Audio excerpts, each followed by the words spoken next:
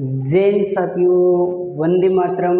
स्वागत है आपका इस अपने परिवार के अंदर। और जैसे कि यहाँ पे लिखा हुआ है राजस्थान के त्यौहार, और आज जो हम हैं राजस्थान की बिल्कुल बेसिक बातें हम पढ़ेंगे त्यौहार के बारे में। त्यौहार के बारे में बिल्कुल जीरो और बेसिक से हम बात करने वाले हैं। तो एक बार जितने भी साथी जुड़े हुए हैं वीडियो को जल्दी से शेयर कर दो सभी के साथ में, और सभी के पास में पहुंचा दो। बहुत ही शानदार और प्यारी क्लास आज की अपनी होने वाली है। तो एक बार जल्दी से वीडियो को सभी शेयर करो भाई।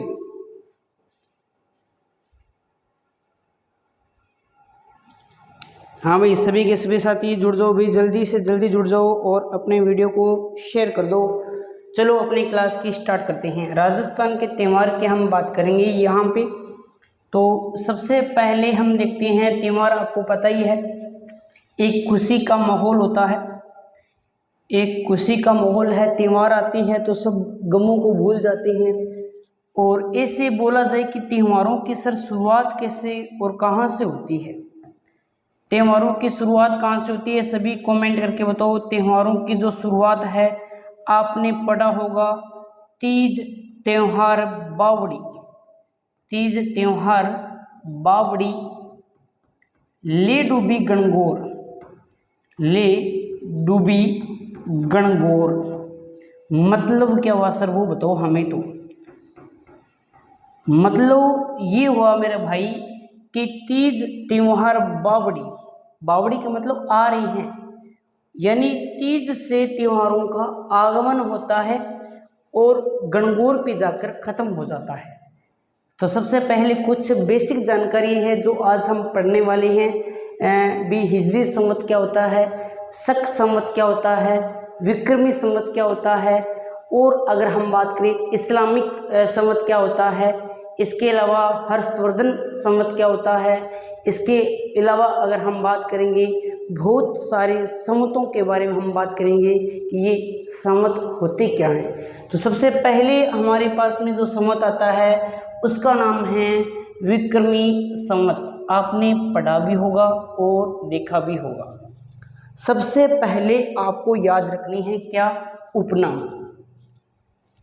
पहला जो उपनाम है वो क्या याद रखना है, पहला जो उपनाम है वो है मालवा संवत। मालव या मालवा, क्योंकि मालवों के द्वारा ये अपनाया गया था। कृत संवत भी बोलते हैं और एक नव संवत भी बोलते हैं।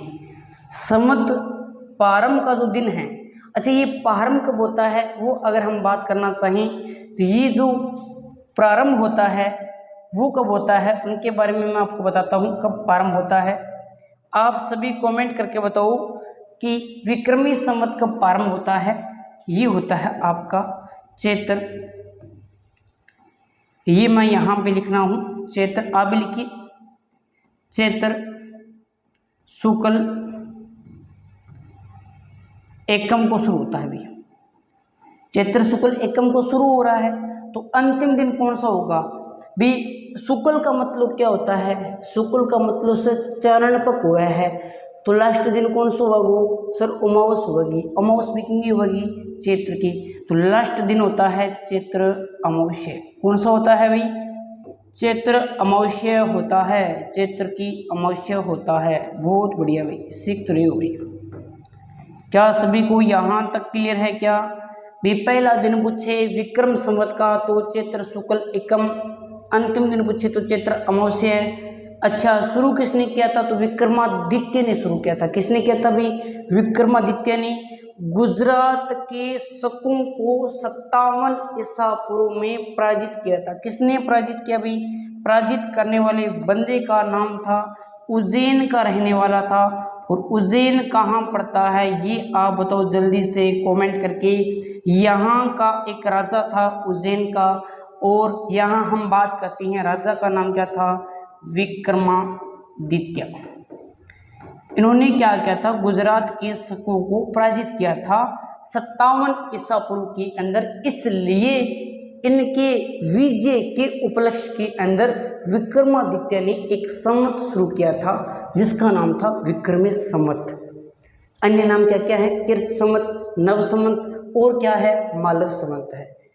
इसके अलावा अंतिम दिन चैत्र अमावस्या है। चैत्र शुक्ल एकम को शुरू होता है। गुजरात के शकों के विरुद्ध में ये शुरू किया गया था 57 ईसा पूर्व के अंदर। अब अगर हमें कैसे निकालना हो, कोई चीज़ निकालनी हो, जैसे अब 2024 है और अगर आपको विक्रम संवत निकालना हो तो 57 साल इसके अंदर आप क्या कर दोगे, ऐड कर दोगे, आपके पास में विक्रम संवत आ जाएगा। ये चंद्रमा पर आधारित कैलेंडर है। ये एक बात और याद रखना, ये किस पे आधारित है अभी, चंद्रमा पे आधारित है।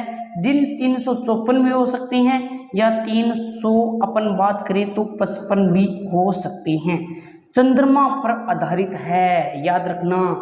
कुछ सूर्य पे आधारित होते हैं, कुछ चंद्रमा पे आधारित होती हैं, लेकिन विक्रमी जो संवत है, जो 57 ईसा पूर्व से पहले विक्रमादित्य ने किसके, गुजरात के शकों को पराजित किया था। कब, 57 ईसा पूर्व के अंदर।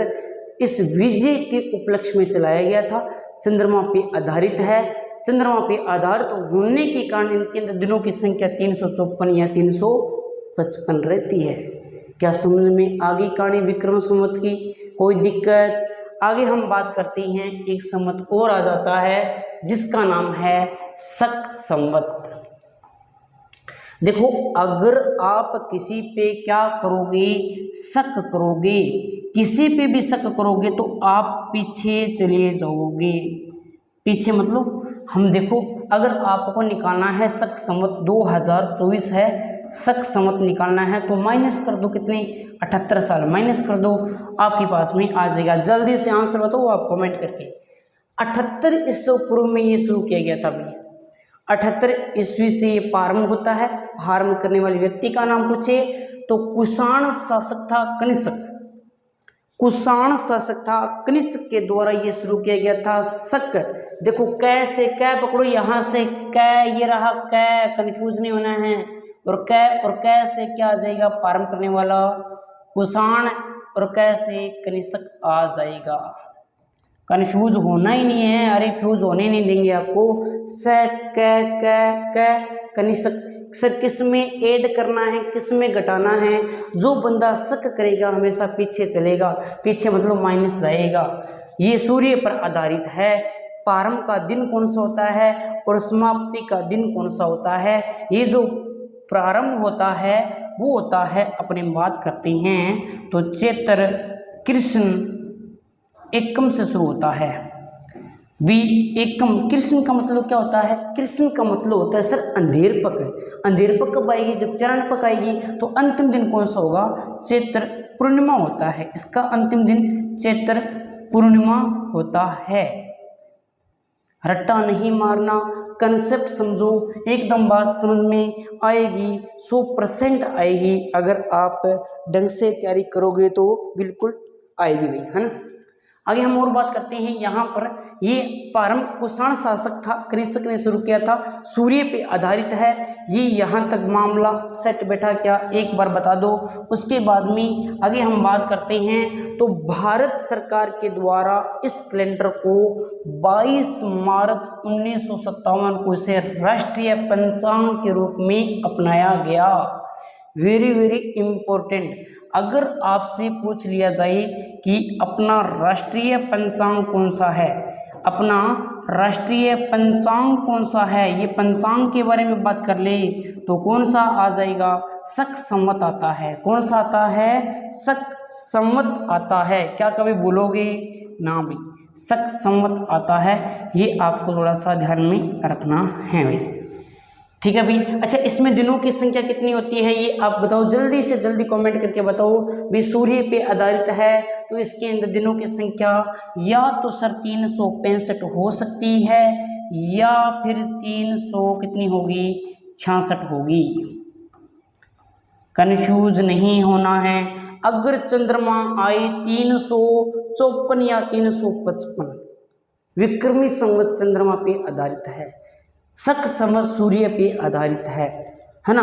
तो इसके अलावा शक कौन करता है, तो जलता है। जलता कौन है, सूर्य। चंद्रमा तो आराम से प्यार से, है ना, विक्रम है ना, आराम से बैठा हुआ है ना।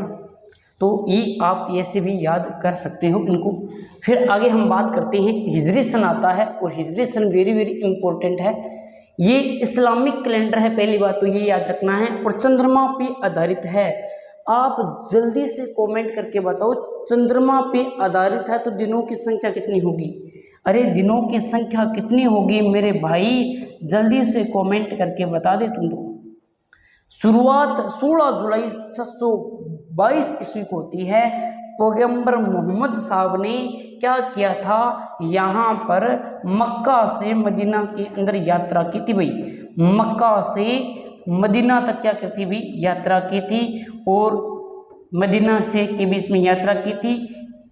इसी के बीच में एक कैलेंडर शुरू हुआ था, ये आपको ध्यान में रखना है। ऐसा कहा जाता है कि पैगंबर मोहम्मद साहब जी को वहाँ उनके गांव से पत्थर मारकर बाहर निकाला गया था, तब ये क्या करते हैं, मक्का से मदीना की ओर यात्रा करते हैं, और उन्हीं के बीच में एक कैलेंडर शुरू होता है जिसे क्या बोलते हैं, हिजरी सन बोलते हैं। और ये इस्लामिक कैलेंडर है, चंद्रमा पे आधारित है। आपने देखा होगा चांद को देखते हैं, है ना, चांद, अब हिंदू लोग होते हैं वो भी चांद को देखते हैं, इस्लामिक लोग होते हैं वो भी तो चांद को देखते हैं, है ना। चांद का कोई धर्म नहीं है, कोई मजहब नहीं है ना, इसको अलग अलग तरीके से मानते हैं। बाकी कोई धर्म नहीं होना चाहिए, अलग अलग धर्म क्या इससे बांट रखा है, हम सब एक हैं, भाई भाई हैं जी। क्या हुआ, आप हिंदू हो मुसलमान हो, कोई किसी प्रकार का फर्क नहीं पड़ना चाहिए, एकता है। हमें, आपको पता है कि भारत है वो विविधताओं में एकता वाला देश है, सभी को एक साथ रहना चाहिए, किसी के साथ में कोई भी भेदभाव नहीं रखना चाहिए। फिर अपनी बात करते हैं, इनके कुछ महीने हैं, महीनों के नाम आपको लास्ट में ट्रिक से याद कराऊंगा, अगर आप देखना चाहते हो तो एक बार देख लो। पहला महीना याद कर लेना और एक लास्ट महीना याद कर लेना, पहला महीना कौन सा है और लास्ट महीना कौन सा है। बाकी के महीने में आपको जब इस्लामिक त्यौहार करूँगा पूरे के पूरे याद करवा दूंगा, है ना। पहला मुहर्रम है, लास्ट जिलहिज है। एक बार लिखो सारे के सारे, अरे कमेंट में लिखो, पहला लिखो मुहर्रम, लास्ट लिखो जिलहिज, बस दो ही याद रख लेना। एक रमजान से ज़्यादा प्रश्न आते हैं, बाकी कोई प्रश्न नहीं आते हैं। गुरु जी बकरा ईद कदों है, गुरु जी मीठी ईद कदों है, अरे सारी बताऊंगा, तेने टेंशन क्या मिल रही है तू की बात की, अब सारी चर्चा करांगा, लेकिन विस्तारू चर्चा करांगा, ट्रिक बताऊंगा, तन याद करना कि तन टेंशन बिल्कुल भी कोने नहीं है। तेरे छोटो भाई बैठे होते तन टेंशन लेने की जरूरत की है अभी, है तो देख टेंशन ना ले, बस तू याद कर कि पहलो महीना मुहर्रम है, लास्ट महीना जिलहिज है, बस अब बात है ना याद करनी है। इसके बाद हम देखते हैं यहाँ पर गुप्त संवत चलता है।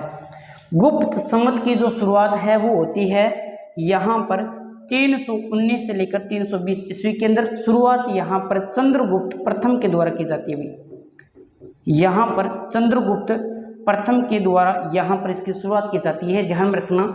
और अगर वर्धन संवत की बात करता हूँ तो इसकी जो शुरुआत है वो 606 ईस्वी के अंदर शुरू होता है। ये 606 ईस्वी के अंदर शुरू होता है और ये वर्धन वंश है वो हर्षवर्धन के द्वारा शुरू किया जाता है। छोटे छोटे ये आपकी हैं, आपको थोड़ा सा ध्यान में रखना है। वर्धन संवत 606 ईस्वी, हर्षवर्धन याद रह जाएगा, ज़्यादा डिटेल नहीं। गुप्त संवत यहाँ पे चंद्रगुप्त प्रथम 319 से 320 ईस्वी के अंदर, ये आपको याद रखना है। फिर देखो एक आता है इलाही संवत आता है। शुरुआत इसकी 1583 के अंदर होती है। इलाही संवत की जो शुरुआत है ये शुरू करने वाले व्यक्ति का नाम आप जल्दी से कमेंट बॉक्स के अंदर बताओगे कि इलाही संवत की शुरुआत है वो 1583 में किसने की थी। सभी के कमेंट आने चाहिए भाई, सारों के कमेंट आने चाहिए। इसकी जो शुरुआत की थी वो मैं यहाँ पे लिख रहा हूँ, आपको देखना नहीं है, आपको सिर्फ आंसर लिखना है और जल्दी से आंसर लिख दो। इलाही संवत 1583 अकबर। अब एक और बात करते हैं अपने यहाँ पर ईस्वी सन की बात करते हैं तो अन्य नाम है ग्रिगोरियन कैलेंडर या फिर अंग्रेजी कैलेंडर। सबसे महत्वपूर्ण है, सबसे ज़्यादा चलने वाला कैलेंडर कौन सा है? ईस्वी सन है। कौन सा है भाई? ईस्वी सन है, ये आपको ध्यान में रखना है। और इसकी जो शुरुआत होती है वो कब होती है? जल्दी कमेंट करके बताओ। सबसे ज़्यादा चलने वाला है अंग्रेजी कैलेंडर है। शुरुआत कब होगी? अरे आप कैसे बोल सकते हो अंग्रेजी कैलेंडर को? नया साल है ना, 31 दिसंबर लास्ट महीना होता है, यहाँ पे ख़त्म हो जाता है। अरे आधारित किस पे है? अरे इसके अंदर 366 और 65 दिन बन रहे हैं। तो आप कह सकते हो कि सर ये तो किस पे आधारित है? ये तो सर सूर्य पे आधारित है। ये तो किस पे आधारित है? सूर्य पे आधारित है। क्या दिनों की संख्या बता सकते हो क्या? हाँ सर बिल्कुल बता सकती हैं, या तो 365 होगी या 366 होगी। बहुत बढ़िया, बहुत बढ़िया मेरे बड़े भाई, तू सीख रहा है, बहुत बढ़िया। आगे हम बात करते हैं यहाँ पे, तो ये देखो आगे हम बात करते हैं इसको शुरू किसने किया था? तो ये पोप ग्रेगोरी अष्टम के द्वारा शुरू किया गया था, और यह संवत ईसा मसीह के जन्म के 4 साल के बाद में शुरू हुआ था। और सर्वाधिक चलने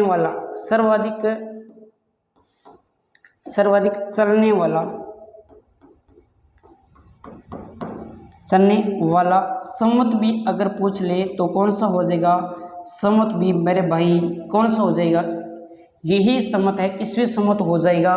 लेकिन अगर आपसे पूछा जाए राष्ट्रीय पंचांग कौन सा है, जल्दी से कमेंट के अंदर बता दो, राष्ट्रीय पंचांग कौन सा संवत को बोलते हैं? राष्ट्रीय पंचांग कौन से संवत को बोलती हैं? जल्दी से कमेंट करके बता दीजिए। एक बार वापस से देखिए, बिल्कुल सामान्य परिचय है, बिल्कुल भाई कुछ याद नहीं करना। विक्रमी संवत है, मालव संवत बोलते हैं, कृत संवत बोलते हैं, नव संवत बोलते हैं। ये जो संवत है शक संवत, अपने विक्रम संवत की बात करते हैं तो पहला महीना चैत्र शुक्ल का अगर हम बात करते हैं, चैत्र शुक्ल एकम होती है, अंतिम यहाँ पे चैत्र पूर्णिमा हो जाती है। विक्रम संवत की जो शुरुआत है वो गुजरात के शकों के विरुद्ध में 57 ईसा पूर्व के अंदर यहाँ पे क्या हुआ था? उज्जैन के राजा था जिसका नाम था विक्रमादित्य, उन्होंने उनको पराजित कर दिया था और ये शुरुआत यहाँ पे कर दी थी। फिर अपने बात करते हैं यहाँ पे, तो ये आता है, ये चंद्रमा पे आधारित है, तो चंद्रमा पे आधारित होंगी तो दिनों की संख्या 354 या 355 होगी। फिर हमने देखा यहाँ पे शक संवत की बात की थी, तो एक कुषाण शासक था जिसका नाम था कनिष्क था, और इसने ये शुरुआत 78 ईसा पूर्व के अंदर की थी। जब भी किसी पे शक करोगे माइनस में जाओगे, अगर आपको शक संवत निकालना है माइनस कर देना, विक्रम संवत निकालना है प्लस कर देना, आपको मिल जाएगा जो भी आप चाहते हो। ठीक है, उसके बाद हम बात करते हैं पार्व, आपको बता ही दिया है, सूर्य पे आधारित है तो 366 या 365 दिन होते हैं। फिर हम बात करते हैं भारत सरकार के द्वारा 22 मार्च को कौन सा दिवस होता है, ये आप कमेंट करके बताओ। 22 मार्च 1957 को राष्ट्रीय पंचांग के रूप में अपनाया गया था। दिनों की संख्या मैंने आपको बता दी है। राष्ट्रीय पंचांग शक संवत को कहती हैं, इम्पोर्टेंट है, याद रखना भी। इसके बाद में हिजरी सन है, इस्लामिक कैलेंडर है, आपको ध्यान में रखना है। इसमें क्या हुआ था कि यहाँ पर दिनों की संख्या चंद्रमा पे आधारित है, इस्लामिक कैलेंडर है, तो यहाँ पे 354 से 355 रहती है। शुरुआत 16 जुलाई 622 ईस्वी के अंदर होती है। लिखो 16 जुलाई 622 ईस्वी। 16 जुलाई 622 ईस्वी पैगंबर मोहम्मद साहब ने मक्का से मदीना के बीच में यहाँ पे यात्रा की थी। ये आपको याद रखने हैं, ये इनके महीनों के नाम हैं। पहला महीने का नाम क्या होता है? मुहर्रम होता है, और लास्ट महीने का नाम जिलहिज होता है। लिखो मुहर्रम और जिलहिज। फिर हम बात करते हैं गुप्त संवत की। शुरुआत 1319 से 20 के अंदर होती है चंद्रगुप्त प्रथम के द्वारा।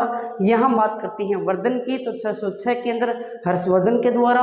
और एक यहाँ पर आ जाता है, अपनी बात करते हैं इलाही संवत अकबर के द्वारा। ये कब होता है? तो 1583 के आसपास, 1583 अकबर इलाही संवत। और लास्ट आपका आ जाता है अपने ईस्वी संवत, ईस्वी सन की बात करती हैं, ग्रेगोरियन कैलेंडर बोलती हैं, अंग्रेजी कैलेंडर बोलती हैं। 1 जनवरी को शुरू होता है, 31 दिसंबर को ख़त्म होता है, सूर्य पे आधारित है, 365 या 366 दिन होते हैं। और शुरुआत करने वाले व्यक्ति का नाम अगर पूछा जाए तो ग्रेगोरी अष्टम के नाम से जिसे जाना गया है, पोप ग्रेगोरी अष्टम के नाम से जाना गया है। यह संवत ईसा मसीह के 4 साल के बाद, जन्म दिवस के 4 साल के बाद में शुरू होता है, ध्यान में रखना है। और सबसे ज़्यादा प्रसिद्ध भी कौन सा है? यही है, और ये चलता है जनवरी फरवरी मार्च, आप सभी जानते ही हो। त्योहारों का एक बेसिक सा संवत को लेकर वीडियो हमने ये आज हम क्लास लेके आए हैं। और ये अगर आपको समझ में नहीं आया है तो आप थोड़ा सा आराम से देखो, एक प्रश्न पक्का समझ में आपके आ जाएगा। और कल से हम पढ़ेंगे जो अपने त्यौहार हैं हिंदी वर्ष के आधार पर, चैत्र, चैत हो गया, वैशाख, चैत, जेठ, साठ, इस प्रकार के जो महीने हैं अपने यहाँ पर वो हम पढ़ने वाले हैं। तो कल से अपने त्योहारों की जो मुख्य भूमि है वो रहेगी। आज हमने बेसिक पढ़ा है, तो बेसिक अगर आपका क्लियर हो जाएगा, बड़े तरीके से तैयार हो जाएगा, तो त्यौहार भी आपके बेसिक तरीके से तैयार हो जाएंगे। आज के हम इतना ही अध्ययन करेंगे। जय हिंद, वंदे मातरम। खुश रहो, मस्त रहो, मुस्कुराते रहो। जब आंखों में अरमान लिया, मंजिल को अपना मान लिया, फिर मुश्किल क्या आसान क्या, जब ठान लिया तो ठान लिया। अगर आपने ठान लिया है सरकारी नौकरी लगने का तो एक जुनून पैदा कर लो, और जब तक लगो ना तब तक आराम मत करो, है ना। लगे रहो, बस लगे रहो, लगे रहो। बाकी खुश रहो, मस्त रहो। मिलते हैं जल्द ही। जय हिंद, वंदे मातरम।